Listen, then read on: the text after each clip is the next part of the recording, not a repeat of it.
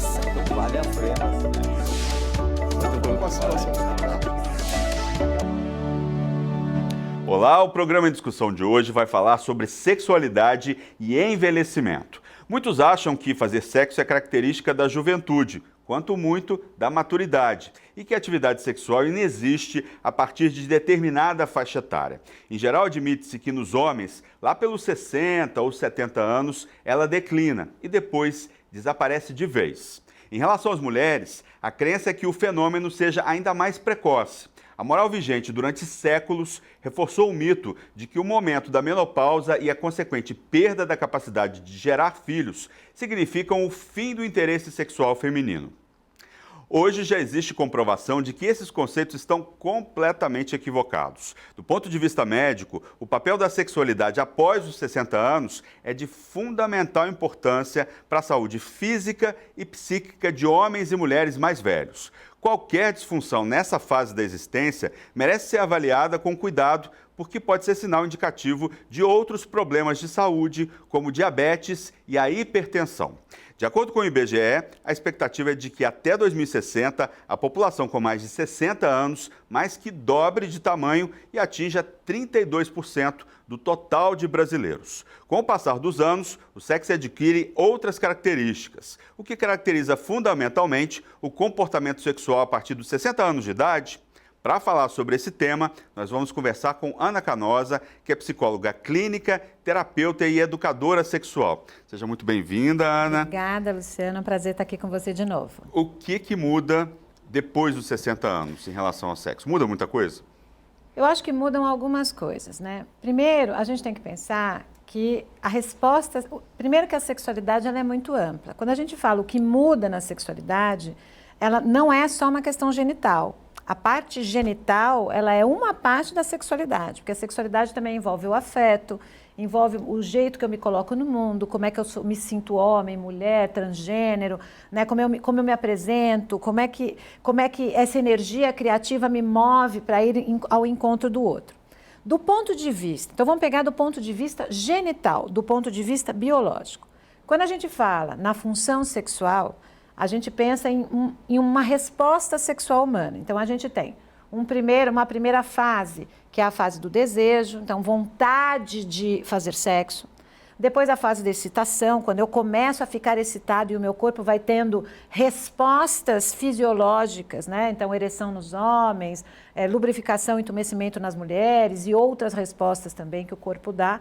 Depois a gente tem o orgasmo, que seria a descarga dessa tensão sexual de maneira muito prazerosa, o ápice, né, deste prazer, e a resolução, que é a fase em que o seu corpo vai voltando ao seu estado anterior, antes de começar a fase de excitação. Essa resposta sexual, ela tende, na terceira idade, a se tornar um pouco mais lenta. O que significa que este desejo sexual, essa vontade de fazer sexo que eu posso sentir no corpo, principalmente os homens por conta da testosterona. Daqui a pouco você me lembra de falar sobre as mulheres. Então, essa coisa no corpo, essa tensão sexual, ela pode ir diminuir a sua presença. Então, a pessoa começa a sentir que aquele ímpeto sexual, vontade de fazer sexo, tensão sexual, ou prestar atenção em pessoas do ponto de vista erótico, ou se interessar pelo assunto sexual, este ímpeto ele pode diminuir, ou seja, uma certa diminuição no desejo ao longo da fase da vida, né, ao longo do envelhecimento, é esperado. E por que é esperado? É esperado porque a gente começa a ter decréscimo dos hormônios sexuais. Algumas pessoas ficam tensas com essa diminuição do desejo, pessoas que tiveram uma atividade sexual durante toda a vida, elas costumam ficar um pouco cismadas, tensas. Isso dá algum problema? Totalmente. Por quê? Porque tudo vai depender do significado do sexo para a minha vida. Então, olha só. O desejo, como a gente está falando, nós estamos falando do ímpeto físico. Então, esse ímpeto físico, ele pode ir diminuindo ao longo do envelhecimento, de maneira gradual. Nas mulheres, este ímpeto físico pode sofrer um impacto maior no período da menopausa, mas ele pode ser revertido após a menopausa. Então, assim, nos homens, esse decréscimo, ele vai acontecendo aos pouquinhos, né? Só que, como a gente está dizendo, esse decréscimo o desejo, ele não é só físico. Ele tem a ver também com o quê? Tem a ver com o significado que o sexo tem para mim. Então, por que eu faço sexo? Ou por que a gente faz sexo? A gente faz sexo por prazer, para obter prazer. A gente faz sexo para ser abraçado. A gente faz sexo para ter intimidade com alguém. A gente faz sexo para se sentir desejado. A gente faz sexo para provar perícia, né? Olha como eu sou forte, olha como eu sou potente, olha como eu sou desejada, como eu sou gostosa.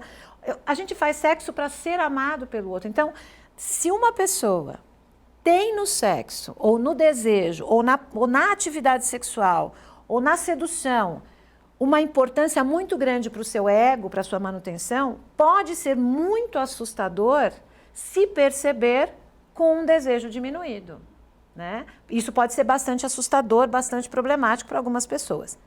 Também pode ser bastante difícil quando você, por exemplo, tem um relacionamento amoroso ou com uma pessoa que, por exemplo, tem uma idade muito menor e que está no ímpeto do desejo sexual, ou mesmo o seu parceiro que tem um ímpeto de desejo maior que o seu naquele momento da vida. Então, ter o desejo diminuído pode gerar um certo conflito no relacionamento conjugal. Então, sim, muito mais o desejo tem a ver também com a questão emocional, a questão do comportamento, do que só o ímpeto físico.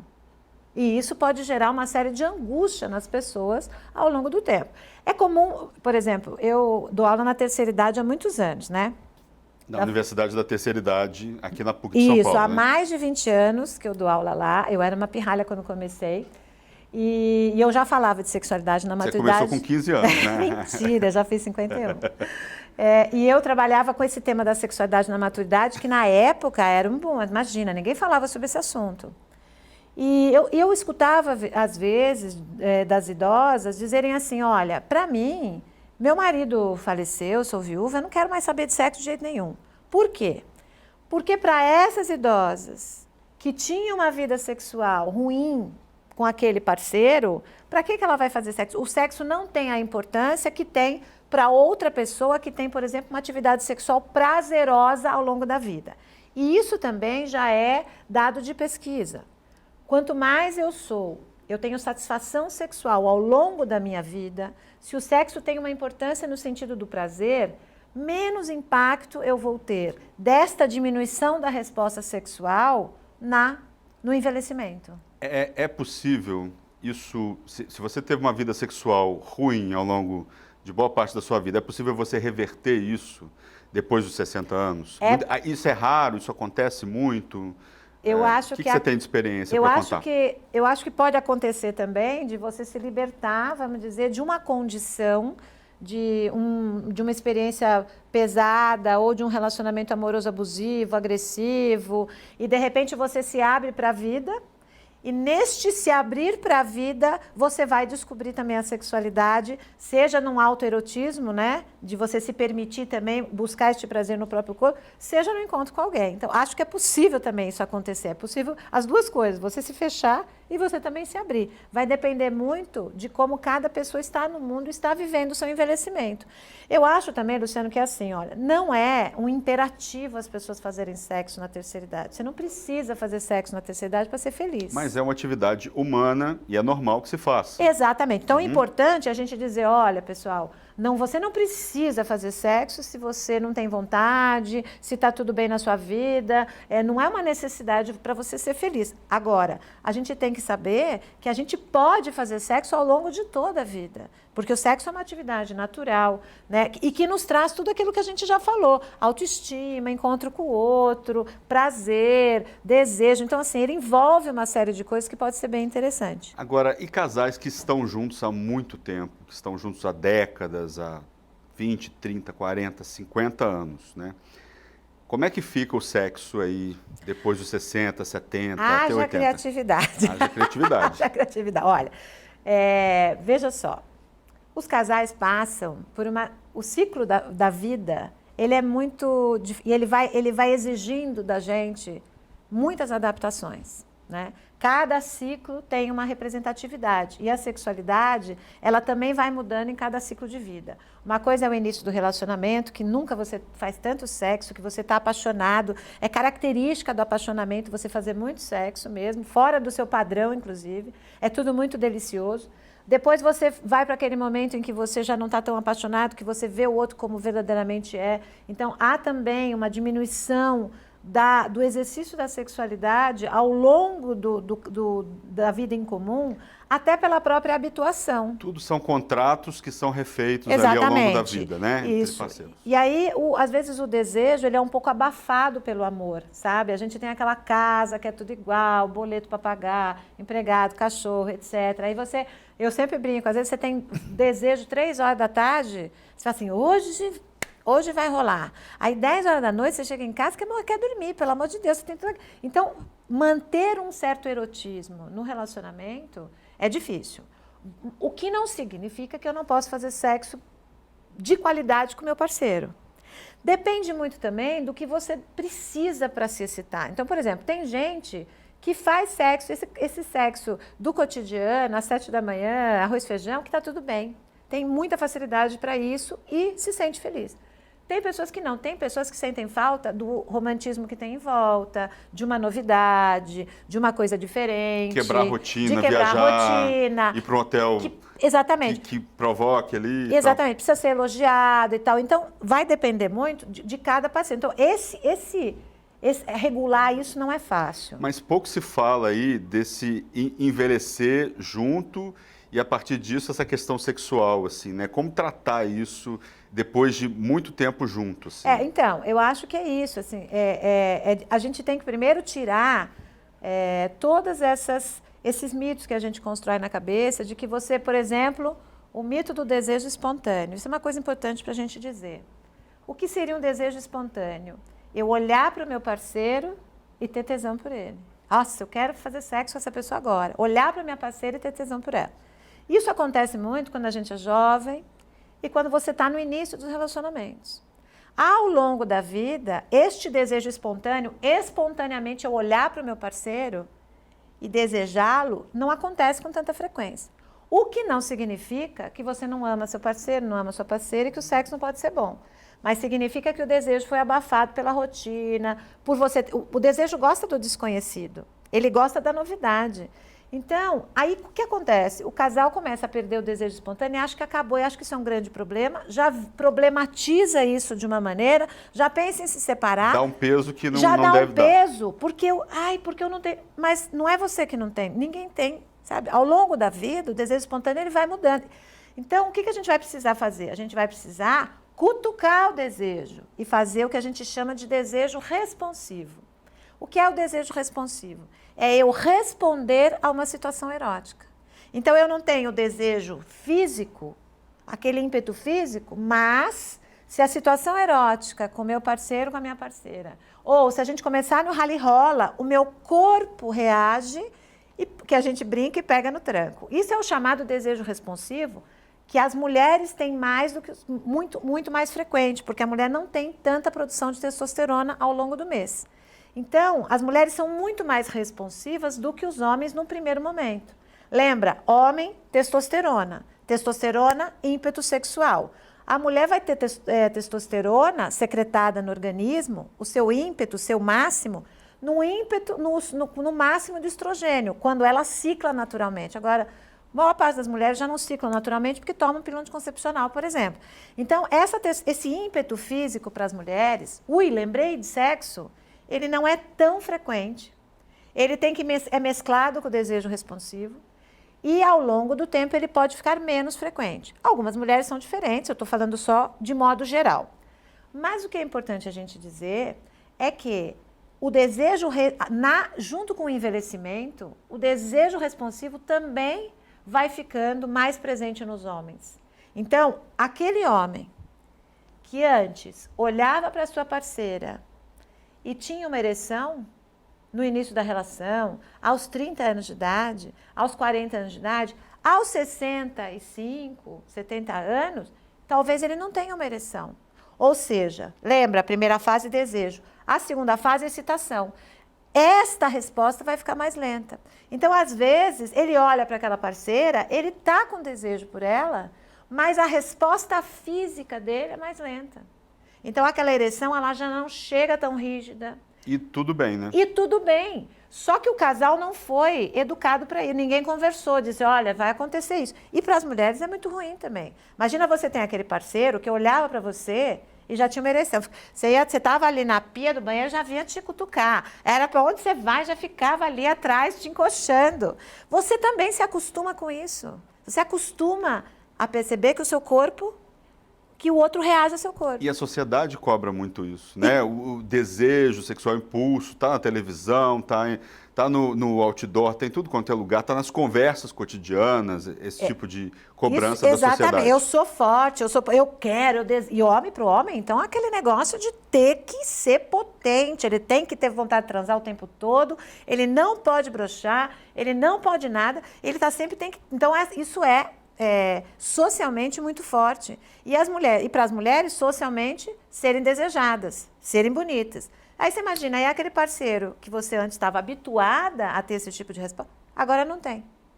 Ou demora para ter. As próprias mulheres, às vezes, são muito duras com os seus parceiros. Ou então dizem, eu fui lá e aquela coisa está mole. Minha filha, calma. Esse homem também passa por um processo. Então, ele também vai precisar de mais estímulo. Ele também vai ser mais responsivo ao longo do tempo. E aí, obviamente, a gente precisa ver o que é desta resposta mais lenta, físico, da própria saúde, né, do próprio envelhecimento. O que é um problema, uma doença que está acometendo esse homem, ele nem sabe às vezes, como você falou na chamada do programa. Diabetes, hipertensão, problemas do coração. Porque geralmente as pessoas não tratam durante a juventude, isso não é um problema e tal. E aí, ao longo dos anos, isso acaba gerando um problema cardíaco, fluxo sanguíneo. Exatamente. Essa coisa E aí vai repercutir lá na depois dos 60. sexualidade, exatamente. A disfunção erétil, inclusive, ela pode ser um preditor de um problema cardiovascular que o cara não sabe. Porque vai lá, chega na hora, né? Porque como tem essa questão toda cardiovascular dos vasos sanguíneos, às vezes ele está tendo uma disfunção erétil que a gente nem entende muito bem. Não é idade, já não, é mais jovem, 40, 50 anos. Não tem questões emocionais envolvidas. Você fala, às vezes é porque ele tem um problema cardiovascular que ele não sabia. Então, assim, a gente tem que entender o fenômeno do envelhecimento com uma série de fatores. E a resposta sexual mais lenta é um desses fatores, porque a gente vai tendo diminuição de produção de hormônios. Agora, a gente não vive só de hormônio, é como a gente falou, eu posso ter o hormônio baixo e adorar transar. Eu posso ter o hormônio baixo, não ter desejo espontâneo, mas o meu desejo responsivo ser incrível. Eu posso estar com os hormônios baixos, não ter ímpeto sexual, mas sair para dançar e ter vontade de transar, porque aquilo estimula o meu desejo. Aquele cenário todo, a dança, a alegria, o encontro, aquilo estimula o meu desejo. E o viver em sociedade, estar ali com outras pessoas, estar interagindo com outras pessoas, né? Isso também ajuda, não ajuda? Isso ajuda muito. Agora, eu acho que uma das coisas que a gente vem conseguindo fazer na última década, principalmente, é levar para a população, de modo geral, e para a população da terceira idade, essa abertura mesmo de saber que podem viver a sua sexualidade ao longo de toda a vida. Mas ainda é um assunto tabu para muita gente falar sobre isso, né? Não se fala, até em termos de política pública também, né? Você vê uma ou outra campanha tímida acontecendo, mas é preciso falar isso de uma forma mais incisiva, né? Ter uma política pública bem definida. E a gente tem essa política hoje, Ana? Ou ainda falta ainda? Eu acho que falta muita coisa ainda. Embora eu já sinto que a terceira idade já está sendo acolhida em campanhas, às vezes no carnaval, que você vê idosos ali como figuras de personagens. Eu já vi campanhas de HIV também. De HIV, até porque a população idosa, quando a gente teve o ímpeto, o pico do HIV, né, no final da década de 90 e começo do século 21, a gente teve aumento de incidência de HIV na população idosa, inclusive nas mulheres, né? Então, eu acho que as políticas públicas estão começando a olhar para esse público e acolher esse público no exercício da sexualidade. São sexualmente ativos, então a gente precisa fazer políticas públicas específicas para esse público. Mas eu ainda acho que é tímido, a gente precisa fazer mais, né? A gente precisa falar mais sobre esse assunto. Porque antigamente, se a gente pensar até o meio do século XX, ser sexualmente ativo era para os jovens, casados, heterossexuais. Até porque a expectativa de vida nessa primeira metade era muito baixa. Exatamente. Era 50 e poucos anos e tal, alguns lugares 40 e poucos anos. Hoje está em 76, se eu não me engano. E a tendência é aumentar. O Brasil vai chegar a 80, 81 anos daqui a pouco. Vai ficar que nem o Japão. Exato. E as pessoas superativas, né? E as pessoas encontrando outros e vivendo. Então, assim, é muito importante que a gente olhe para essa população com carinho e para melhorar a função sexual. Eu tenho a impressão que a medicina está um pouco mais cuidadosa nesse sentido, olhando muito para isso. Acho que medicações para ereção foram realmente uma revolução. A gente tem o Viagra e mais o quê? Tem Viagra, Cialis, Levitra. Foi uma revolução. Mas para o homem, para a mulher também tem? Para a mulher não tem. A gente tem um medicamento que foi aprovado nos Estados Unidos aí pelo FDA. Você lembra? Então eu não lembro o nome agora. Só pesquisar lá no Google lá. Tem que olhar. E que é uma medicação, inclusive para mulheres na pré-menopausa, que é uma injeção para ativar o desejo sexual feminino. Que é uma medicação que no Brasil ela ainda não está aprovada, mas vai chegar daqui a pouco, né? Mas, enfim, a medicina, de alguma maneira, ela tem acolhido tanto os problemas de deficiência androgênica, do envelhecimento masculino, então faz ou não faz reposição com testosterona, como é que a gente faz para esses homens que começam a ter, de fato, uma diminuição importante, significativa da testosterona e vai ou não fazer uma reposição. Então, isso que eu ia te perguntar, reposição hormonal vale a pena fazer depois de 60 anos? Tudo depende do indivíduo, porque você pode ter uma série de sintomas colaterais da reposição de testosterona, tanto no homem quanto na mulher. Então, não é para sair por aí pedindo testosterona para médico, porque você precisa fazer os exames, etc., porque ela pode sim ajudar numa série de coisas, inclusive massa corporal, memória, depressão, uma certa irritabilidade. Então, os homens que têm deficiência androgênica, eles podem apresentar uma série de sintomas, esses que eu falei, inclusive baixa de desejo, baixa de libido. Para esses homens, uma reposição hormonal que seja acompanhada pelo médico pode funcionar e pode ajudar bastante, desde que seja controlado, porque você pode ter sintomas colaterais que não são bons, inclusive, pelo uso da testosterona a longo prazo ou pela quantidade de testosterona que a gente usa. Nas mulheres, a mesma coisa. Então, as mulheres podem ter algum benefício do uso da testosterona, mas é preciso tomar muito cuidado com isso, ser bem indicado e acompanhado pelo médico. E não é toda mulher que responde a testosterona tópica, por exemplo, que você pode tomar, ingerir por comprimido, você pode passar como gel, você pode usar adesivo. Então, tem várias maneiras de você sintetizar a testosterona, Mas né? cada caso é um caso, cada pessoa é uma pessoa Pelo e tem uma necessidade. amor de Deus, é muito importante porque a gente tem também outros problemas com o uso de reposição hormonal, seja estrogênio e progesterona, seja testosterona. Então, você, por exemplo, tem risco de câncer. A gente sabe que usar algum tipo de reposição hormonal pode aumentar ou não, né, a possibilidade de você desenvolver um câncer de colo de útero, etc, etc. Então, não pode fazer nenhuma reposição hormonal aleatoriamente, sem indicação médica, com acompanhamento. Mas sim, é uma possibilidade. Então, nesse sentido, eu acho que a medicina avançou muito.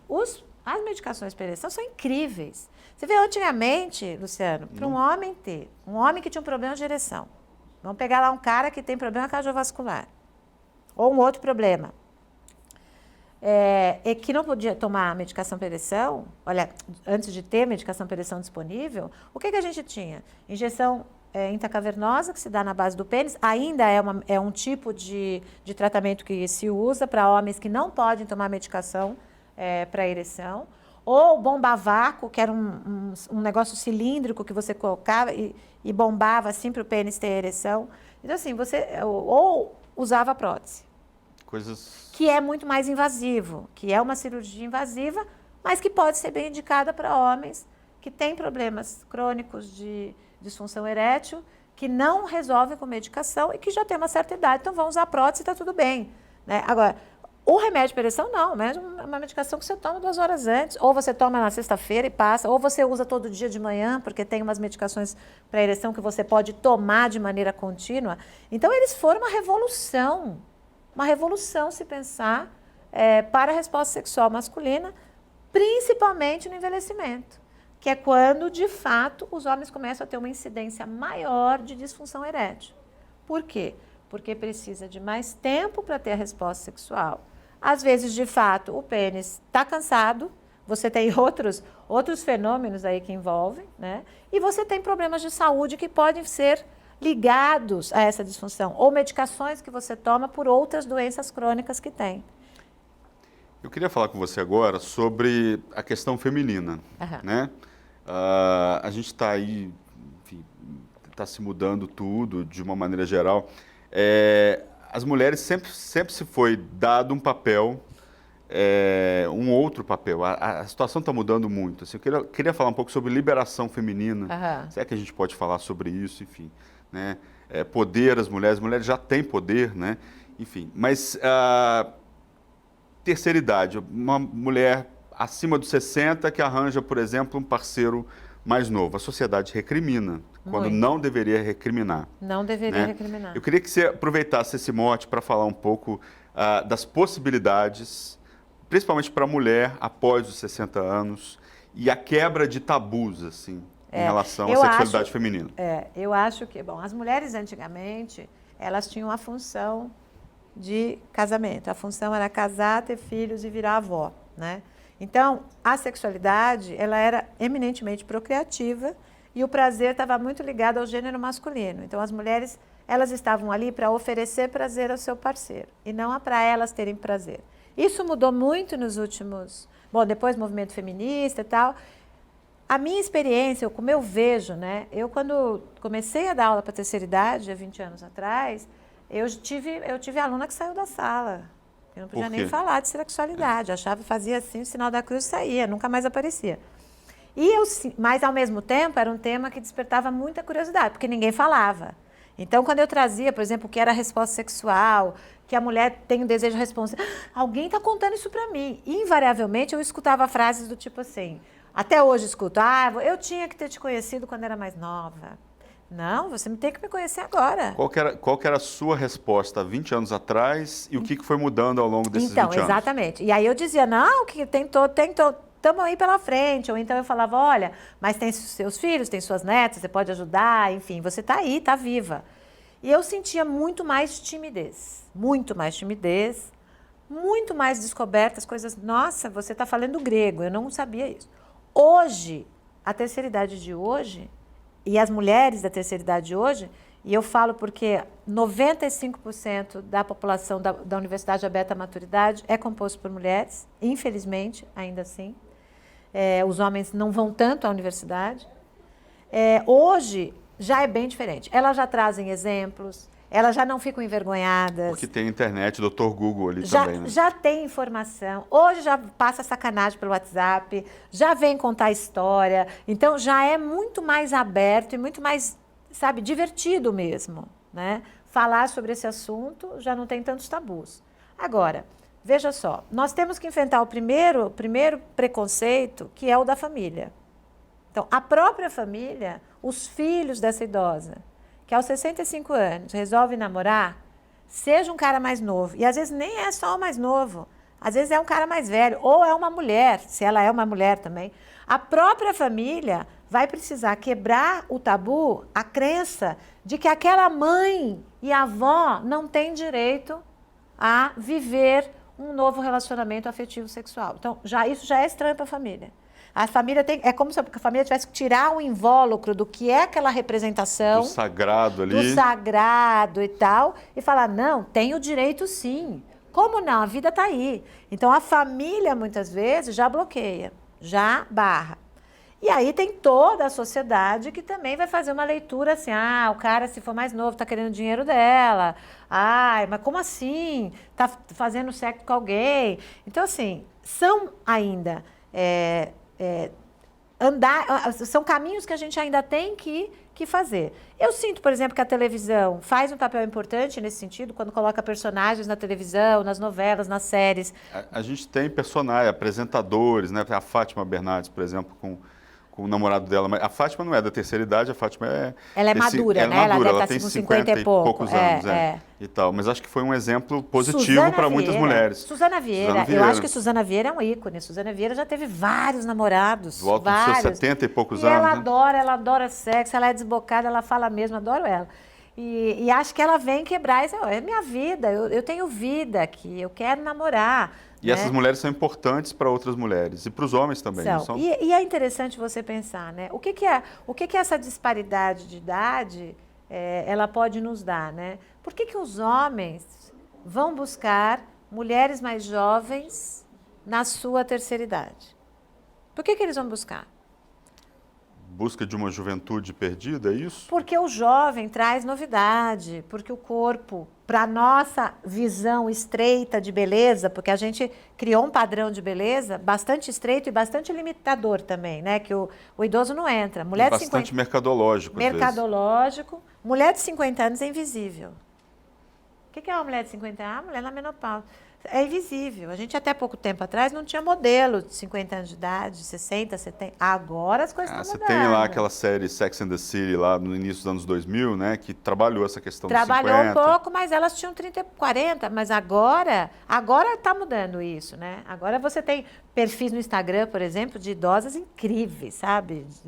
Muito legais. Que são modelos depois dos 60, mas 70. ainda é pouco. Qual é a porcentagem, né, da quantidade de imagem que você vê de mulheres e homens mais velhos como uma reverência à beleza, ao erotismo, à sensualidade para pessoas mais velhas?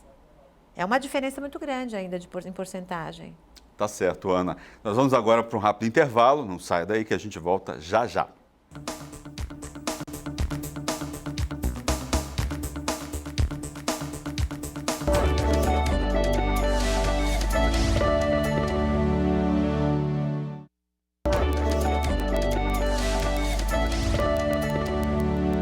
Estamos de volta com o programa em discussão, que hoje fala sobre sexualidade e envelhecimento. Aqui no estúdio, Ana Canosa, psicóloga clínica, terapeuta e educadora sexual. Ana, no primeiro bloco a gente estava falando aí da questão da mulher, liberação feminina, liberação depois dos 60 anos e tal. O que você tem lá de casos interessantes na Universidade da Terceira Idade? O que você pode falar mais sobre isso? Então, eu acho assim que, de novo, né, é a disposição emocional para a vida. Então, tem mulheres, por exemplo, que sempre gostaram muito de namorar. Então, essas mulheres, elas vão para o mundo. Então, elas vão fazer uma aula de dança e elas têm vontade de encontrar um parceiro, seja um parceiro fixo, seja um parceiro solto, né? Que não seja físico, casual, exatamente. Então, eu sempre sinto que as pessoas que estão disponíveis, elas têm mais facilidade de encontrar parceiros também disponíveis para isso. É gente que quer viver, e aí arruma um namorado, etc, etc. Agora, a gente tem que levar em conta também que existe uma desregulação no grupo da terceira idade. Então, a gente tem muito mais mulheres sem parceiros do que homens. Porque, primeiro, que os homens morrem mais cedo, isso é um dado estatístico, e segundo, que os homens se casam mais rápido quando se divorciam ou ficam viúvos. Então, às vezes, falta parceria para essas mulheres poderem se envolver, homens da mesma idade. E aí tem aquela história que a gente estava dizendo, né? Como os homens também, às vezes, vão buscar mulheres mais novas, né? E não mulheres da mesma idade para usufruir a companhia, que é o mesmo ciclo de vida, a mesma motivação. Então, eu conheço várias histórias de namorados, gente que encontrou o primeiro namorado da escola e agora está se relacionando via Facebook. Então, também eu acho que a gente está nessa fase do mundo que a tecnologia tem também auxiliado as pessoas da terceira idade. Os meninos, a gente estava fazendo uma pesquisa, porque o pessoal que está em casa, né, a gente estava fazendo uma pesquisa durante o intervalo de aplicativos voltados de namoro para a terceira idade. Os meninos acabaram de me falar agora, tem o namoro maduro. e coroa metade. Ah, né? que ótimo, eu não conhecia. Esses nomes engraçados. São ótimos. E tal. Mas a gente tem também, tem Tinder, né? Que você pode colocar lá. Tem o Par Perfeito, que é bem antigo, que é um site de relacionamento amoroso. Como que a tecnologia pode ajudar depois dos 60 anos, na terceira idade? Justamente nesta busca de alguém que tenha os mesmos interesses que eu. Então, se fica mais difícil, às vezes, encontrar no clube, se fica mais difícil encontrar para sair, para passear, às vezes, o aplicativo, ou o site de relacionamento, ou o Facebook, pode ajudar eu a encontrar pessoas que têm o mesmo interesse que eu, assim como os jovens estão fazendo. Né? Então, e assim, gente, os idosos, eles aprendem a usar o aplicativo, o WhatsApp, o Facebook, eles gostam de usar, gostam de se relacionar. Muitas vezes os netos ajudam, os filhos ajudam, né? Porque hoje a tecnologia ajuda a gente a estar em constante relacionamento. Então, isso super funciona. Eu tenho um caso, que eu me lembrei agora, que é muito engraçado, que aconteceu numa família. É muito engraçado. Era uma senhora idosa, de 70 anos de idade, e ela morava com o filho, ela tinha um outro filho, e num domingo ela estava no quarto dela, lá no computador, enfim, não estava nem no computador, estava lá não sei aonde. O filho que não morava junto, ligou para ela e falou assim: mãe, pelo amor de Deus, mãe, o que é essa foto desse homem no seu Facebook? Mas como assim, foto de homem nu no Facebook? Não, mãe, pelo amor de Deus, domingo, meio-dia. Ela sobe correndo e olha que tinha lá uma foto e ela não conseguia tirar a foto, porque ela estava nova ali no manejo da tecnologia. E aí ela chamou a namorada do filho, falou: pelo amor de Deus, tenta tirar essa foto. Mas eu não sei como é que tira essa foto, como é que essa foto foi parar aí, dona fulana? Ai, não sei, como é que foi parar? Mas eu não tenho... Aí a nora dizia: eu não tenho Facebook, eu não sei como é que tira. Meu Deus do céu. Dona fulana, como essa foto foi parar aí? E então ela pegou o celular dela e mostrou a foto. Ela tinha compartilhado sem querer no Facebook. Ela estava trocando nudes com um homem mais velho e trocando nudes, e ela sem querer compartilhou no Facebook. Aí ela teve que chamar o filho mais novo, subir para tirar do Facebook. Trocando nudes, 70 anos. Bacana. Não é? Uhum. E aí as amigas dela assim: nossa, dona fulana, o que é isso? O que é isso? Um monte de comentário no Facebook. E aí depois, nossa, não sei, alguém entrou na minha página. Nunca foi tão acessado o Facebook dela. Nunca foi tão acessado o Facebook dela. Mas a gente ria tanto na aula quando ela contava essa história, para mostrar, né, que a tecnologia, ela pode ajudar, assim como ela faz com a gente, né? Que a gente troca brincadeira e conversa. Agora, claro que também, né, Luciana, é bom a gente falar do outro lado.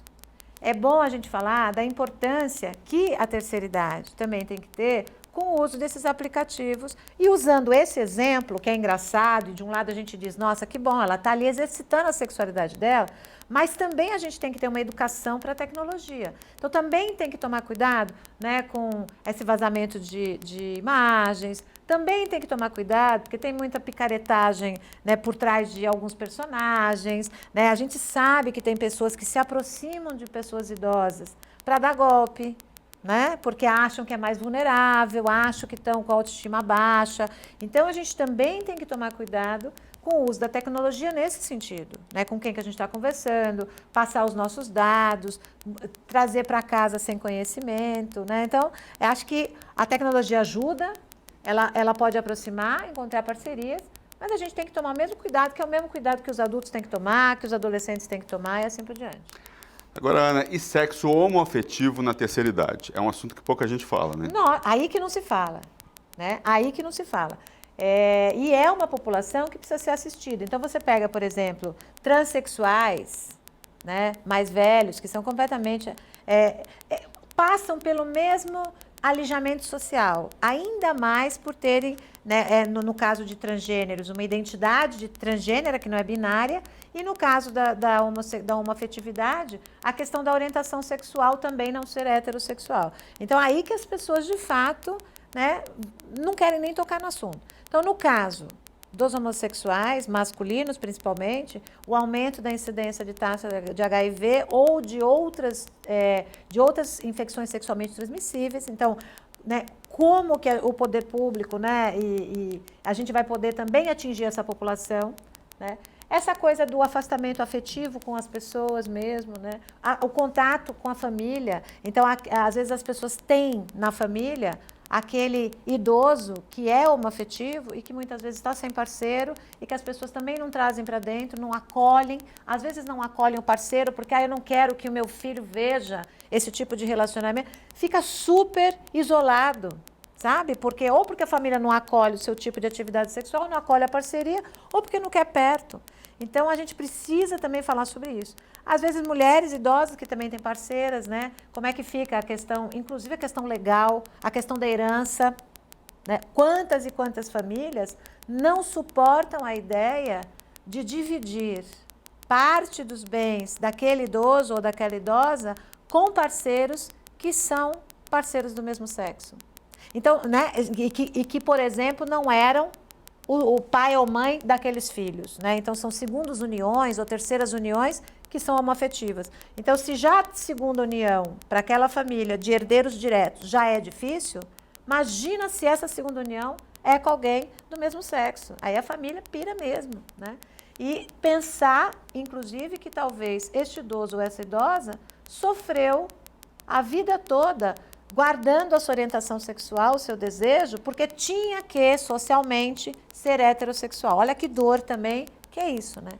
Então, falar sobre o tema da homoafetividade na terceira idade também é super importante. Falar sobre herança, falar sobre cuidados, acolhimento. Então, tudo isso, olha, dá pano para manga. A gente precisa caminhar muito ainda nesse sentido. Agora, voltando a falar de medicação, né? Isso foi uma demanda aqui do pessoal aqui, né? Da galera da galera tá aqui, né? Todo mundo queria saber. A gente não vai falar quem é, mas... A demanda é uso contínuo de medicamentos para ereção, tá, né?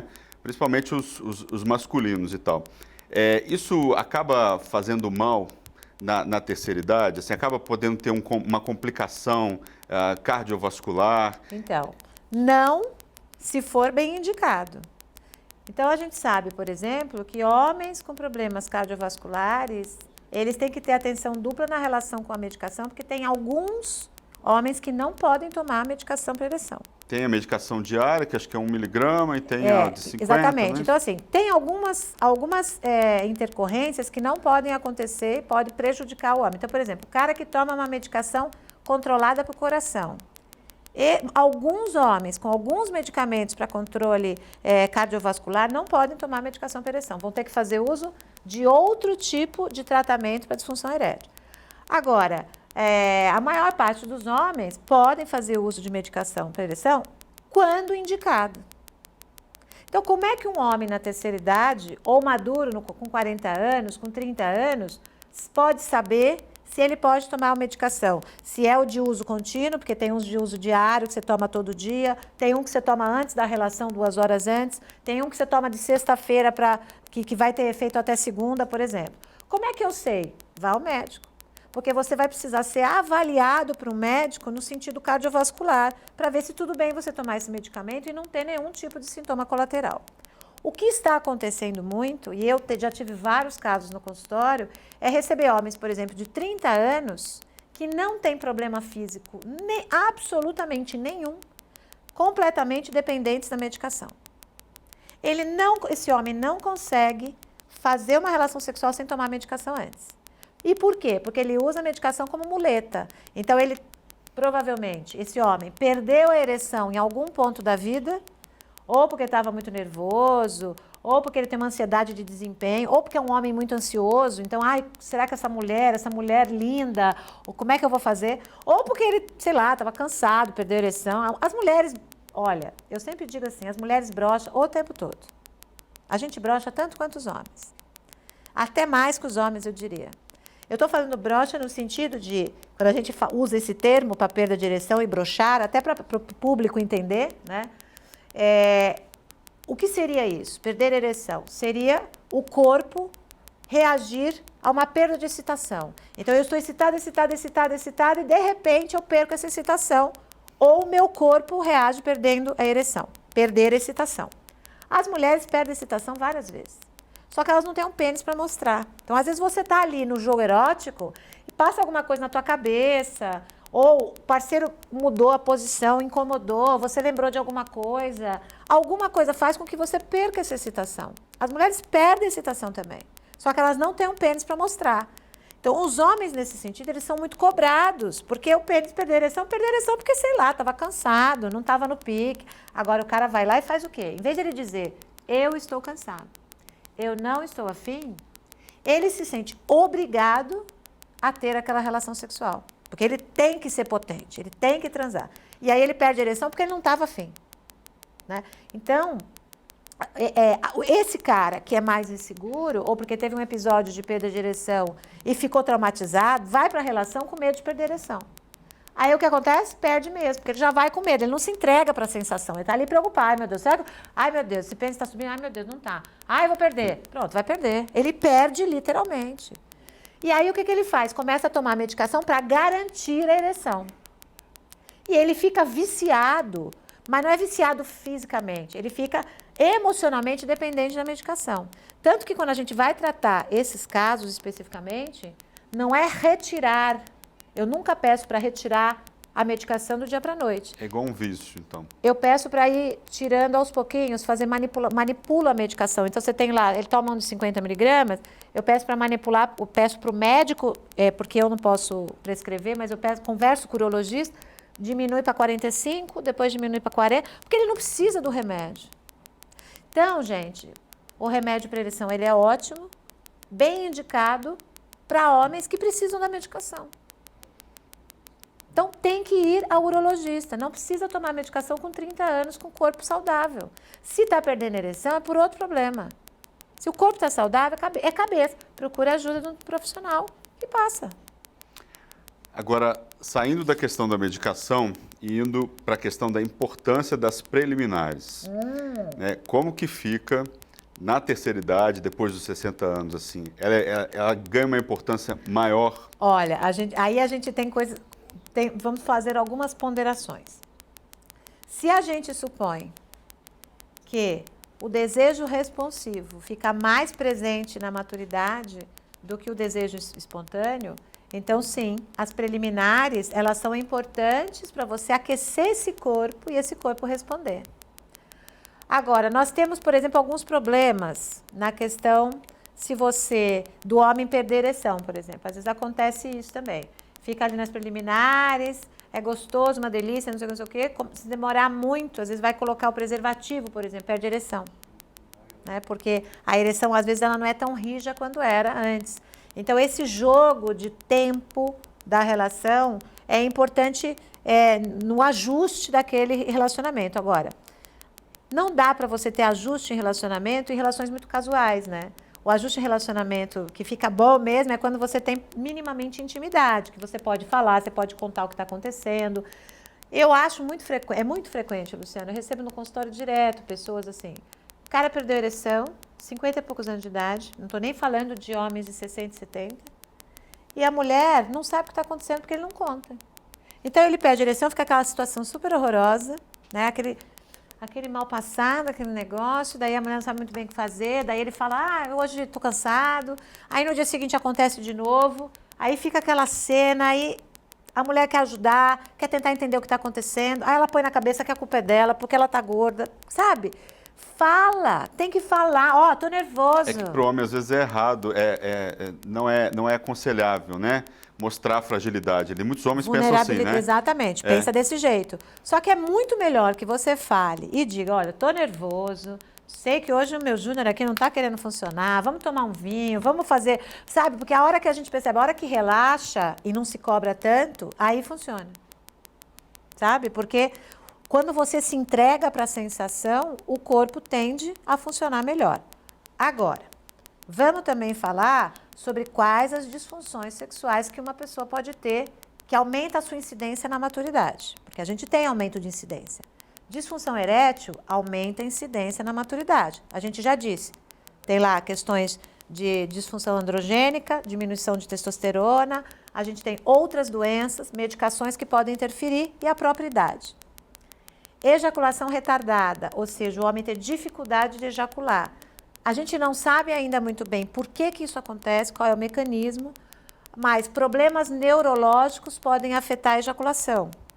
E aumenta a incidência na terceira idade. Então, aquele cara que ele começa a demorar para se excitar a ponto de ter orgasmo, e aí o corpo dele cansa e ele nem ejacula, porque perde ereção. Então, isso também aumenta com a terceira idade. O médico pode ajudar em algum sentido, né, nessa questão. Então, e a diminuição do desejo. Essas são as disfunções sexuais que acometem mais os homens. O que acomete mais as mulheres? Diminuição de desejo, por causa dos hormônios, também pode acontecer. Problemas de excitação, porque diminui estrogênio, para de produzir estrogênio, não tem mais lubrificação, e aí você entra com lubrificante. Dor na relação sexual, porque a parede da vagina pode ficar atrófica, que a gente fala, e a parede pode ficar muito fina. Então, nesse sentido, também a gente precisa de tratamentos, né? Então, tem laser vaginal, que ajuda a manter a saúde da vagina, lubrificantes, às vezes uma reposição de estrogênio, se for bem indicada para aquela mulher. Tudo dá jeito. Desde que a gente tenha saúde em dia, disponibilidade e tratamento. Tem que ir ao médico e conversar com os médicos. Aliás, é uma coisa que a gente precisa falar sempre. Às vezes você vai num médico que não tem nada a ver, aparentemente, com a sexualidade, que te dá uma medicação por um outro problema que você tem, um outro sintoma, outra doença. Tem que perguntar se isso afeta a sexualidade. Essa medicação, ela dá algum problema na sexualidade? Porque às vezes os próprios médicos não falam. E às vezes eles nem sempre sabem o que eles estão falando ali. Ah, não dá. Você pede uma medicação, às vezes, essa medicação dá sono, não dá sono, às vezes dá sono. E às vezes dá sono. Agora, falando um pouco sobre masturbação, né, na terceira idade, depois de 60 anos. Se a pessoa tem um hábito durante a vida inteira, ela vai continuar ali depois da terceira idade? Muito provavelmente vai continuar a usar a masturbação como uma maneira de encontrar prazer sexual no próprio corpo, né? Algumas pessoas passam a usar a masturbação porque não tem mais parceria, né? Então, de repente, você sabe que eu já tive idosas, por exemplo, que descobriram a masturbação na terceira idade. Então, masturbação feminina é um tabu para as próprias mulheres, né? Ainda é um tabu, ainda é difícil para dizer, a gente é natural, faz parte, as mulheres se masturbam tanto quanto os homens, está tudo bem, não dá pelo na mão, não provoca nada, faz parte da natureza. Quando que a masturbação ela pode virar um problema? Quando ela atrapalha a relação dos parceiros, né? Então, aquela pessoa para de fazer sexo com o outro porque está se masturbando, está encontrando mais satisfação aqui do que aqui, aí alguém fica ali meio, né? Às vezes o contrário, às vezes a masturbação regula o ritmo do casal, tem alguém que transa menos, tem menos vontade de fazer sexo, aí a masturbação vira quase como um regulador, inclusive para não haver relação extraconjugal, se aquele casal tem um contrato monogâmico, que a gente fala. Então, agora, as mulheres ainda têm essa dificuldade, mas algumas às vezes encontram ali na masturbação um jeito de ter esse prazer, já que a parceria já não tem parceiro, está viúva, divorciada, não encontra parceiro, a masturbação é uma saída. Ela só vai atrapalhar quando você começa a ter prejuízo na sua vida. Então, quando vira uma masturbação compulsiva, por exemplo, e aí você já começa a ter prejuízos na própria vida, tem dificuldade de sair para o trabalho, esfola os genitais, machuca os genitais. Então, aí já é olhar para isso com um certo cuidado. Olha, não está legal, vamos procurar um profissional. Do contrário, a masturbação é uma prática bastante natural. Falando de política pública, né? A gente já fez, inclusive, um programa sobre envelhecimento da população no Brasil. No começo do programa eu falei aí de 32% da população, né, com mais de 60 anos a partir de 2060. O que você vê aí no universo desses próximos 40 anos que a gente tem pela frente até chegar nesse percentual? O que é preciso ser feito em termos de política pública? A gente está numa casa legislativa. O que pode ser feito aqui, por exemplo? O que uma Assembleia Legislativa de São Paulo pode fazer em termos de política pública para a terceira idade, essa questão da sexualidade? O que pode ser feito, assim, na sua opinião?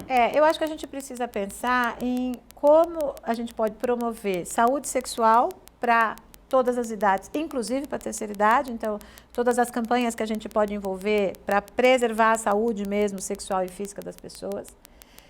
É importante pensar também na questão dos idosos que são abrigados, né? ou que vivem em casa de repouso, etc. Né? Como é que a gente faz isso? Por exemplo, você tem casas de repouso que não permitem namoro dentro da casa de repouso. Não permite. Você Acho que a maioria. A grande maioria. Ai, como é que vai fazer? Vai fazer. Tem que conversar com os familiares. Olha, estão ali namorando. Por que não? Aí tem que pensar como é que a gente pode acolher a necessidade afetiva e sexual de idosos abrigados, por exemplo, ou que vivem em casas de repouso, etc. Né? Nós temos lá em João Pessoa condomínios para terceira idade que são dados à população de maneira totalmente gratuita. Nos Estados Unidos isso é muito comum, ali na Flórida, eu fui né? visitar, eu tenho um amigo que trabalha, acho que eles têm 11 condomínios, eu tenho impressão, na Paraíba. Na Paraíba toda, não é só em João Pessoa, não sei se são 7 ou 11, mas enfim. E o governador fez lá. E é muito interessante porque eles permitem ali, cada idoso tem a sua casa, né? E a sexualidade é tratada ali de uma maneira, tem uns namoros ali, então aqueles profissionais que ficam ali para dar uma retaguarda, eles são treinados, trabalhados para entender que a sexualidade faz parte e ajudar, né, para que a saúde sexual funcione bem. Fantástico, é um modelo a ser seguido, né? Aqui em São Paulo você tem moradias populares para idosos, né? Acho que são prédios que estavam abandonados, e aí mas não tem uma política como essa que você está falando aí da Com Paraíba. esse olhar, quer dizer, como é que eu posso fazer dentro de uma política pública, dentro de regras de convivência, para que esta possibilidade da relação afetiva seja acolhida? Porque a gente tem preconceito com isso. Por que não pode ser acolhido? Por quê? Se o idoso é saudável, se o idoso está consciente e quer namorar, por que não pode? O que acontece que não pode? Por que não pode? Claro, às vezes você tem idosos que estão demenciados, às vezes a sexualidade aflora de um jeito sem controle, por problemas neurológicos. Sim, estamos falando do plano geral. Os casos têm que ser avaliados de maneira, né, singular, particular. Então, enfim, não é um tema fácil, mas é um tema que precisa ser trabalhado. Como trabalhar nas gerações que ainda não chegaram ali nos 60, né? Essa questão do envelhecimento, da sexualidade. Você acha que as próximas gerações que vierem, né, aí nas próximas décadas, vão encarar essa questão de uma outra forma? Vão encarar de outra forma, porque já estão vendo os seus avós ativos e vão encarar de uma outra forma, tenho certeza absoluta. Né? Embora a gente sempre queira vovô e vovó de um jeitinho muito angelical, né? Angelical, mas eu acho que sim, eu acho que não vai ter outra, ou não tem outro caminho. Porque você vê hoje pessoas na terceira idade trabalhando, felizes, namorando, vão encarar de outra maneira. Que outras questões são levantadas lá pelas meninas e pelos meninos na Universidade da Terceira Idade? Olha, aparece de tudo. Então, eu acho que tem essa questão das disfunções sexuais que aparece muito, a falta de parceria, como uma dor mesmo, né? Uma coisa de saudade da juventude, mas também as novas descobertas e a interação com essa nova geração, sabe? Às vezes aparece até umas coisas assim, tipo, nossa, fui na casa de swing, nossa, como assim, né? Então, assim, a terceira idade também buscando outros recursos, né? Coisas mais eróticas, mais apimentadas. Eu acho que a gente tem um caminho muito divertido, longo, porque a sexualidade faz parte da vida do começo ao fim. Cada um vai lidar à sua maneira e a gente tem o direito de usufruí-la. Tá certo. Fica aí essa mensagem, então, sua, né? Falando da sexualidade na terceira idade. Eu gostaria de agradecer a presença da Ana Canosa, que é psicóloga clínica, terapeuta e educadora sexual. O programa em discussão de hoje termina aqui. Lembrando que você pode rever todo o conteúdo no canal da Rede Alesp no YouTube. Nós esperamos vocês no próximo programa, discutindo outro assunto de relevância para a sociedade. Até lá!